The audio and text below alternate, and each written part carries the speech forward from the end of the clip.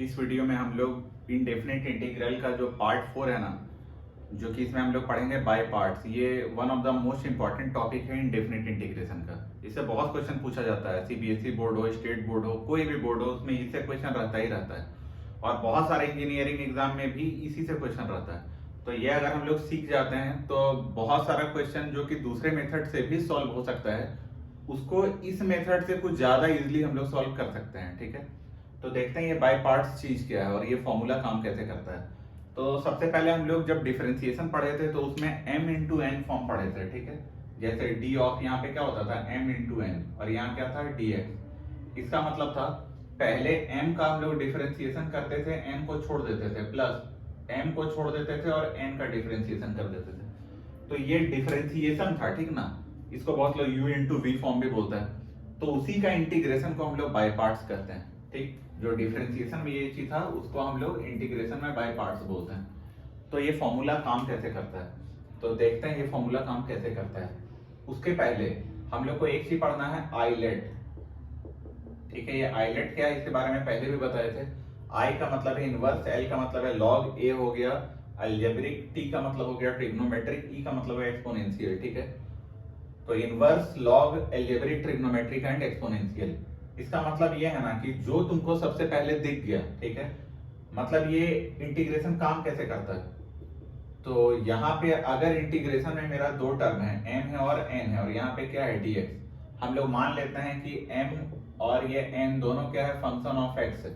ठीक है, function of x है, कोई कांस्टेंट नहीं है। ठीक, अभी के लिए मान लिया मैं ऐसा कि ये फंक्शन ऑफ x है, कांस्टेंट नहीं है। तो बात ये है ना कि जब हम लोग ये फॉर्मूला लगाते हैं तो फॉर्मूला लगाने के बाद कुछ ऐसा होता है, एक को बाहर निकालते हैं, दूसरे को इंटीग्रेट कर देते हैं। ठीक है, माइनस जिसको बाहर निकाले थे उसको एक बार डिफरेंशिएट कर देते हैं, और जिसको पहले इंटीग्रेट किए थे उसको फिर से इंटीग्रेट कर देते हैं। ठीक, फिर से हम बता रहे हैं, एक को बाहर निकालते हैं, दूसरे को इंटीग्रेट, माइनस एक बड़ा इंटीग्रेशन देते हैं, जिसको बाहर निकाले थे उसको डिफरेंशिएट, और जिसको इंटीग्रेट किए थे उसको वापस से इंटीग्रेट। तो हम लोग देखें कि ये इंटीग्रेशन के लिए dx तो लगा हुआ है, इसके लिए dx यहाँ पे, लेकिन ये पूरे के लिए dx कहाँ पे है, तो ये पूरे के लिए भी एक यहाँ पे dx लगा देना। अब जब भी सीबीएसई बोर्ड या कोई भी बोर्ड का पेपर आता है ना, तो हम लोग को अगर इससे रिलेटेड क्वेश्चन आया है तो ये फॉर्मूला लिखना जरूरी है। फॉर्मूला लिखने से क्या होगा कि आगे जाके अगर कोई गलत भी हो जाता है तो उसका कुछ मार्क्स मिल जाएगा, पार्शियल मार्किंग। ठीक है, और दूसरा बात है उस टाइम यही सब देखा जाता है कि क्या तुम dx छोड़ दिए या क्या किए। बाकी जनरल जब तुम क्वेश्चन बनाओगे कॉम्पिटेटिव एग्जाम का तो कौन देखने आया क्या करना है। तो सबसे पहला बात है कि ये हो गया वर्किंग फॉर्मूला, इसी पे बेस्ड हम लोग क्वेश्चन को सॉल्व करेंगे। ठीक, तो यहाँ सबसे बड़ा चैलेंज क्या होगा पता है, सबसे बड़ा चैलेंज ये है कि बाहर कौन निकलेगा, तो उसी का सॉल्यूशन है आइलेट। तो आइलेट का मतलब हो गया कि जो भी पहले आएगा, ठीक है, जो पहले आएगा वो बाहर आ जाएगा, जो पहले आएगा। मतलब इसका मतलब है कि अगर दो फंक्शन है, एक x है और ex है, ठीक है, तो x और ex में देखो एक एल्जेब्रिक आ गया है, x कौन है एल्जेब्रिक, और e का पावर x क्या है एक्सपोनेंशियल। अब एल्जेब्रिक और एक्सपोनेंशियल में पहले कौन आया, तो पहले एल्जेब्रिक आया, तो एल्जेब्रिक बाहर आ जाएगा। अब उम्मीद है समझ में आ गया होगा कि कैसे क्वेश्चन को सॉल्व करना है। ठीक है, तो एक पहले जो बाहर आता है उसी को हम लोग बाद में डिफरेंशिएट भी करते हैं। और ऐसा कोई हार्ड एंड फास्ट रूल नहीं है कि हमेशा 100% ये सही ही होगा। 99% ये सही होता है, लेकिन 100% सही हो जरूरी नहीं है। तो बहुत बार क्वेश्चन जब नहीं होने लगे ना, देख के पता चल जाता है कि कहीं फंस रहा है, तो हम लोग दूसरा भी चीज सोच सकते हैं कि कैसे इसको सॉल्व करना है। दूसरा बात, बहुत बार क्वेश्चन को देख के हम लोग डिसाइड करते हैं कि किसको बाहर निकालना है, क्या करना है। किसी किसी क्वेश्चन में हो सकता है ये भी काम ना दे, दोनों एक ही टाइप का चीज दिख जाए। ठीक है, जैसे आगे और हम लोग इनडेफिनिट जब डेफिनेट इंटीग्रल पढ़ेंगे तो उसमें बहुत सारा चीज और पढ़ते हैं, वॉलिस थ्योरम, और उसके आगे भी पढ़ते हैं एक्सटेंशन ऑफ वॉलिस थ्योरम। एक एक्सटेंशन ऑफ फॉर्मूला होता है रिडक्शन फॉर्मूला, और एक्सटेंशन ऑफ रिडक्शन फॉर्मूला को ही एक तरह से वॉलिस थ्योरम कहते हैं। तो उसका जब हम लोग डेरिवेशन करते हैं ना तो पता चलता है कि दोनों सेम ही चीज आ गया। तो जब अगर एक भी साइन है, साइन का पावर 3, एक है कुछ भी कॉस का पावर 7, तो किसको बाहर निकालेंगे, दोनों तो ट्रिग्नोमेट्रिक है। तो इसीलिए बोल रहे हैं 100% ये एक्यूरेट नहीं है कि तुमको हमेशा सही रिजल्ट देगा, लेकिन तुम्हारा काम इससे निकल जाएगा। ठीक है, तो ये हो गया। अब इससे रिलेटेड कुछ क्वेश्चन सॉल्व करके देखते हैं। ठीक, एकदम बेसिक बेसिक। ये वीडियो का बस यही टारगेट है कि समझ में आ जाए कि ये टाइप क्या है और इससे रिलेटेड बेसिक क्वेश्चन कैसे होता है। हाँ, इससे रिलेटेड जो हाई फाई क्वेश्चन है, ये अच्छा क्वेश्चन आता है, उसको अलग से एक वीडियो से क्वेश्चन के लिए डालेंगे।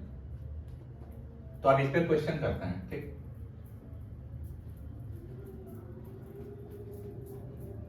इस पे जो स्कूल का एग्जाम है ना, या जनरल कोई भी कंपटीशन, उसमें क्या पूछता है, दो वैरायटी का क्वेश्चन आता है। एक वैरायटी में डायरेक्ट सॉल्व करो तो आंसर आ जाएगा, ठीक है, फॉर्मूला लगाओ, आंसर रेडी है। किसी किसी क्वेश्चन में क्या होता है ना, कि फॉर्मूला लगाओ तो एक लूप बन जाएगा, घूम घूम के वही चीज आ जाएगा, जो क्वेश्चन हो वापस से फिर वही आ जाएगा। तो हम लोग को उस केस में क्या करना है कि क्वेश्चन को पहले ही आई ट्रीट कर लेना है, और जैसे वापस से वो सेम चीज दिखे उसको आई से रिप्लेस कर लेना है। बस ये क्वेश्चन सबसे ज्यादा पूछा जाता है, जहां आई से हम लोग को रिप्लेस करना पड़ता है, ठीक है। बोर्ड में तो तुम जाके देखो, बोर्ड में कि हर बार तो वही क्वेश्चन ही पूछा जाता है, ठीक। तो अब देखते हैं कैसे सॉल्व होता है, कुछ बेसिक क्वेश्चंस। तो सबसे पहले अगर मेरे से यही क्वेश्चन जो अभी दिए थे वही देख लेते हैं। एक्स ई का पावर एक्स और यहाँ पे क्या हो डी एक्स। तो I L A T E यहाँ लिख के रखते हैं, I L A T E. अब तुम ये देखो, आइलेट में एक एल्जेब्रिक है, दूसरा एक्सपोनेंशियल है, तो पहले कौन बाहर आएगा, एल्जेब्रिक। अगर बाहर आया तो यहाँ एल्जेब्रिक बाहर आया, ए का power x D x minus जो बाहर आया था उसको हम लोग क्या कर देंगे, डिफरेंशिएट, ठीक है। और जो इंटीग्रेट हो रहा था उसको वापस से क्या कर देंगे, इंटीग्रेट, और ओवरऑल बाहर में क्या लगा देंगे, डीएक्स। अब जब इसको देखेंगे तो ये क्या आया, एक्स ई का पावर एक्स, क्योंकि उसका इंटीग्रेशन वही होता है, माइनस डीएक्स, डीएक्स क्या हो गया 1, और यहाँ से क्या आएगा, ई का पावर एक्स और डीएक्स। फिर एक लाइन, एक्स ई का पावर एक्स माइनस ई का पावर एक्स प्लस सी। कितना सिंपल था, एक बार में क्वेश्चन का आंसर आ गया। अब नेक्स्ट क्वेश्चन लेते हैं, ठीक है।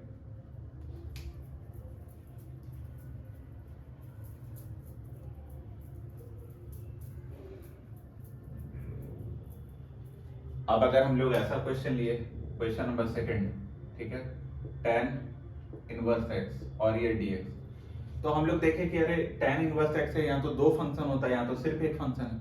तो अगर सिर्फ एक फंक्शन है तो दूसरे को हम लोग 1 मान लेते हैं। जब भी ऐसा होता है तो दूसरे को क्या मानते हैं, 1। और जब आइलेट देखेंगे तो एक तो इनवर्स है, पहले ही वाला इनवर्स है। अच्छा 1 क्या है, 1 एल्जेब्रिक है, ठीक ना। तो पहले हम लोग इनवर्स वाले को बाहर निकालेंगे, तो चलो देखते हैं। तो हम लोग tan इनवर्स x को बाहर निकाले, ये क्या हो गया 1 dx माइनस, जिसको बाहर निकाले उसको क्या करेंगे, डिफरेंशिएट। तो यहाँ पे हम लोग लिखेंगे d of tan inverse x, और यहाँ पे क्या है dx, और फिर जिसको हम लोग इंटीग्रेट किए थे वापस से उसको इंटीग्रेट कर दिए। तो ये आया कितना, ये आ गया 1 का क्या होता है x, और यहाँ क्या है tan inverse x minus tan inverse x का डिफरेंशिएशन क्या होता है, 1/1 प्लस एक्स स्क्वायर, और 1 का यहाँ क्या हो जाता है x, और ये क्या आ जाएगा dx। तो यहाँ पे ये आ गया x tan inverse x minus x 1 plus x square, और ये क्या dx। ये तो सॉल्व हो गया, इसके लिए तो कोई दिक्कत ही नहीं। लेकिन इसको हम लोग को अब अलग से सॉल्व करना होगा, तो इसको इक्वेशन 1 मानते हैं। इक्वेशन 1 मानने के बाद इसको हम लोग I1 मान लेते हैं, और ये पूरे को क्या मानते हैं, I, ठीक। अब जब I1 को हम लोग सॉल्व करेंगे तो ये क्या आ गया, x/1 प्लस एक्स स्क्वायर, और यहाँ dx।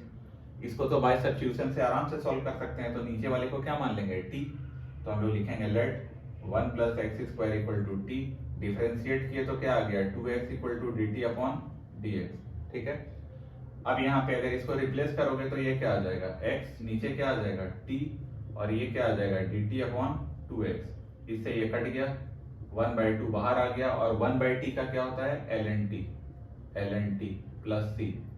तो ये हाफ ln t के प्लेस में क्या लिखेंगे, t माने थे 1 प्लस एक्स स्क्वायर को, तो क्या हो जाएगा 1 plus x square plus c।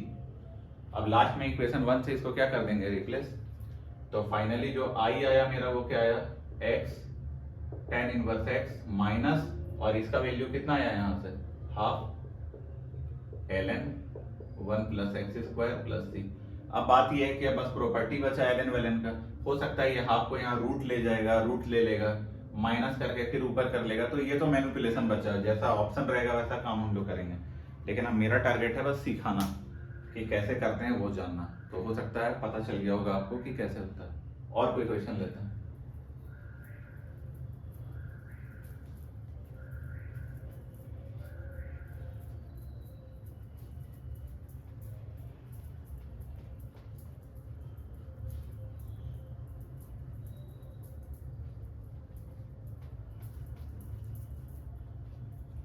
Next question लेते हैं, थर्ड। यहाँ पे कुछ ऐसा करते हैं कि ये e का पावर x और यहाँ क्या ले लेते हैं sin x, और ये क्या है dx। तो e का पावर x है एक्सपोनेंशियल sin x है ट्रिग्नोमेट्रिक, तो पहले कौन बाहर आएगा? ट्रिग्नोमेट्रिक।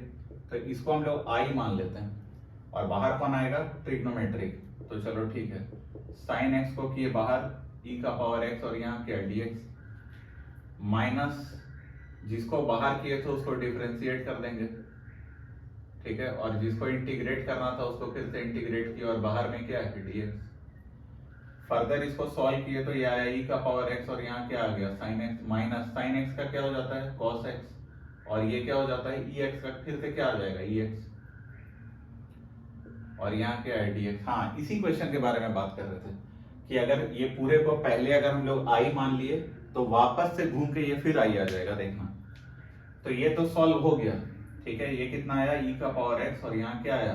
sin x, और ये पूरा है क्या? ये पूरा i, ठीक है, माइनस, ठीक है, एक मिनट, sin x माइनस, और यहाँ क्या बचा? e का पावर x cos x और dx। तो एक m इंटू n को सॉल्व करके दूसरा m इंटू n आ गया, तो ये बहुत अजीब चीज है। तो इसको हम लोग मानेंगे इक्वेशन 1, और यहाँ जो ये वाला पर्टिकुलर चीज है इसको हम लोग मानेंगे i1। अब मेरा टारगेट है i1 को सॉल्व करना। तो i1 है कितना? e का पावर x cos x और dx। अब जब i1 को सॉल्व करेंगे तो फिर वही ex और cos x में एल्जेब्रिक, ये एक्सपोनेंशियल और ये ट्रिग्नोमेट्रिक है, तो पहले बार कौन आएगा? ट्रिग्नोमेट्रिक। तो ये लिखेंगे cos x, यहाँ क्या है? ex dx, माइनस डिफरेंशिएट किसको करेंगे? cos x और dx, और यहाँ पे क्या आएगा? e का पावर x dx, और बाहर में भी एक आ जाएगा dx, ठीक है। इसके बाद अगर i1 हम लोग लिखें तो ये e का पावर x ही है, यहाँ क्या हो जाएगा? cos x। cos x का डिफरेंशिएशन क्या होता है? माइनस sin x, तो ये माइनस को बाहर निकाल लो, तो माइनस माइनस क्या हो गया? ये वाला प्लस, और अंदर क्या बचा? sin x, और e का पावर x का क्या बचा? e का पावर x और dx। अब थोड़ा ध्यान से देखो, ये वाला टर्म भी क्या था? i था, इसको हम लोग क्या माने थे? i, और यहाँ वापस से ये वाला टर्म क्या आ गया? i आ गया ना, इसी के बारे में बात कर रहे थे। इसी टाइप का क्वेश्चन बहुत फेमस है, सारे चीज में यही पूछा जाता है मैक्सिमम, ठीक है। तो हम लोग स्टार्ट किए थे अपना जर्नी कहाँ पे? ये, तो ये क्या था? i इक्वल टू कितना था? e का पावर x sin x, ठीक है, फिर था एक माइनस, और माइनस के बाद ये i1 था, और i1 के प्लेस में अब क्या लिखेंगे? माइनस है, याद रखना यहाँ पे। तो यहाँ क्या होगा? माइनस e का power x cos x, minus e का पावर x cos x, और ये माइनस तो ये भी माइनस हो जाएगा, और ये वापस से क्या है? i, तो यहाँ क्या होगा? माइनस i, ये माइनस i उधर चला जाएगा, तो i प्लस i कितना हो जाएगा? 2i, और यहाँ e का पावर x कॉमन ले लिए तो कितना आया?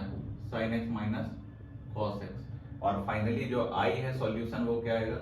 e का पावर x बाई 2, और यहाँ पे sin x minus cos x, और ये चीज क्या हुआ? कंप्लीट। तो उम्मीद है कि समझ में आ गया होगा कि क्वेश्चन कैसे करते हैं। अब आप लोग खुद से प्रैक्टिस कीजिए उसको, क्वेश्चन को करने का। और अब इससे रिलेटेड हम बहुत सारा क्वेश्चन लाएंगे जो आईआईटी मेंस और एडवांस में पूछा गया है, और वो पूरा क्वेश्चन का सीरीज होगा, उसी में हम लोग ये काम करेंगे। तो अभी जनरलाइज सीखना था जो, वो उम्मीद है सीख गए होंगे। Thank you.